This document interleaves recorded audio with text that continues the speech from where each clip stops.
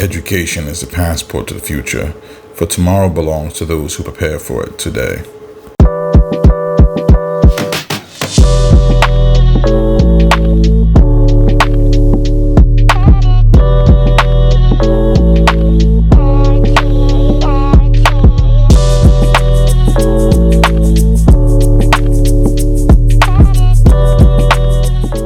Guys, Professor Presbury back with another episode of Hey Professor, the show about everything you wanted to know about healthcare management, business management, and revenue cycle management. I'm your professor, Professor Giovanni H. Presbury. If you noticed between this episode and the last one, got a little chilly, it's a little windy up here. I'm a little higher up now, so yeah, I figured I would just throw on a scarf and a hat because, I'm cold. I ain't trying to be up here like that, right? I'm up here just to show you the view. I'm kind of showing off now. Yay! Please like, comment, share, and subscribe. That really does help me push these videos and kind of get my message out there and the channel out there. I appreciate you. Today's episode is going to be about forming a committee. If you're in leadership, the truth is you're probably going to be a part of one or many committees. That's what a lot of leadership is. Sitting in meetings, doing committees, and really moving the issues forward. Trying to get things resolved, trying to get them talked out amongst yourself and other leaders. Committees are important because they allow different individuals from different departments and different divisions within the organization to come up with a plan and really talk about areas and issues that can be made better. Everyone has different takes on things, and the truth is everyone's input is valued. I've sat on several committees in my time. I'll name a few. I've sat on the HIM committee. I was the head of that. I sat on the quality committee. I've sat on the committee for documentation improvement. I've sat on the committee for joint commission readiness. I've sat on the falls committee. I've sat on the denials committee. I've sat on the EHR integrity committee. And I'm sure in my time I'll sit on many more. There's no point in me talking about all the committees I've been on. That's not what the video is about. So I'll give you the basics. What a lot of people don't understand about committees is that at those higher levels of management, they're really necessary to get things moving. Even in small organizations, you can't just make a change like that because changes are kind of global.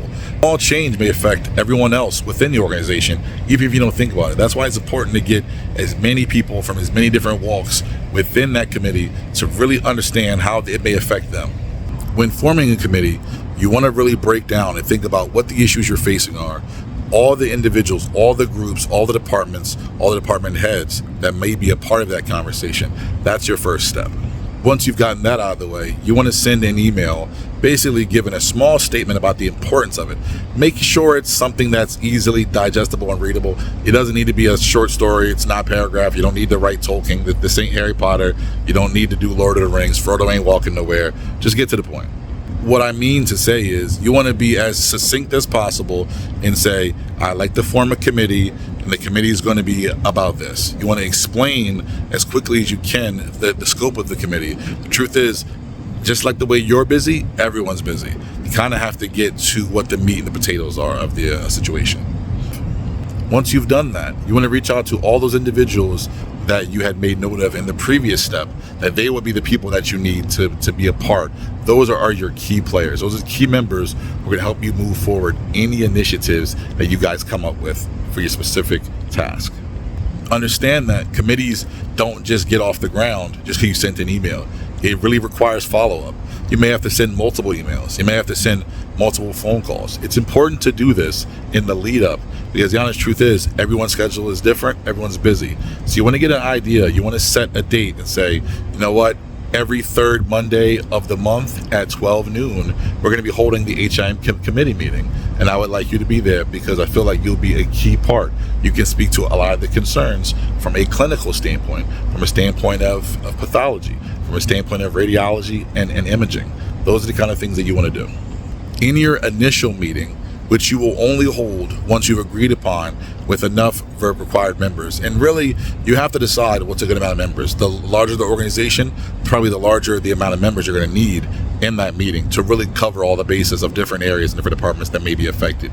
But once you've decided that you guys can move forward, maybe 20 is enough, maybe 30 is enough, you'll move forward with that committee. You'll have your first meeting. In that first meeting, you won't really get much done, but it'll be just an introductory conversation about the scale and the scope of that committee, what you hope to achieve, and what you're looking for as far as buy-in from all the key members that you've gathered there today. While no real changes will be made in your first committee meeting, what you should be able to do when leaving there is break out and discuss a actual schedule going forward. Maybe you decide that this is a committee that should be held weekly. That's rare, I'll be honest with you. Maybe you decide this is a bi-weekly committee. Not so rare, but it depends on the issue. Maybe you think this is a committee that should be monthly. Maybe this is a committee that should be every 3 weeks. It's up to you and the key members on that committee to decide how often that issue should be followed up on. It's important to note that issues that are pressing, issues that are more global and their effect on the organization may be held on a more consistent basis and far more quickly until the issue is resolved, and then you'll see them kind of stretch out.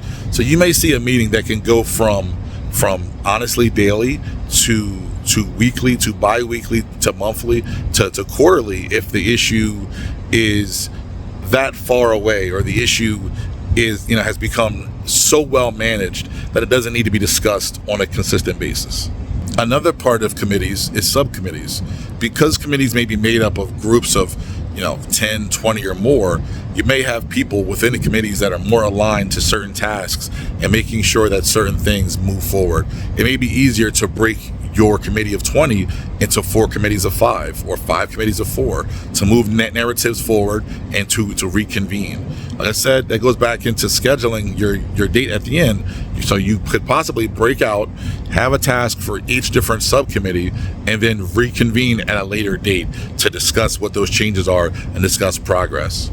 As far as keeping track of changes, it's important that you keep track of them. If your meeting is bi-weekly, monthly, or even daily, you're going to want to have minutes. You're going to want to have an agenda. You're going to want to have a sign-in sheet, and you're going to want to have, you don't necessarily need a PowerPoint, but some sort of document, the documentation to go over what you've discussed, any changes, where you are, and the progress in your actual task. This will allow you to cut down on inefficiencies and move forward, knowing that even if it's small progress, month after month, you guys are reaching your goal. Okay, this is Professor Presbury signing off. It's a little cold. I'm going to end this one because I'm just kind of cold now. I hope you enjoyed the video. Hope you found it to be very informative. I appreciate you watching. Have a good one. Bye.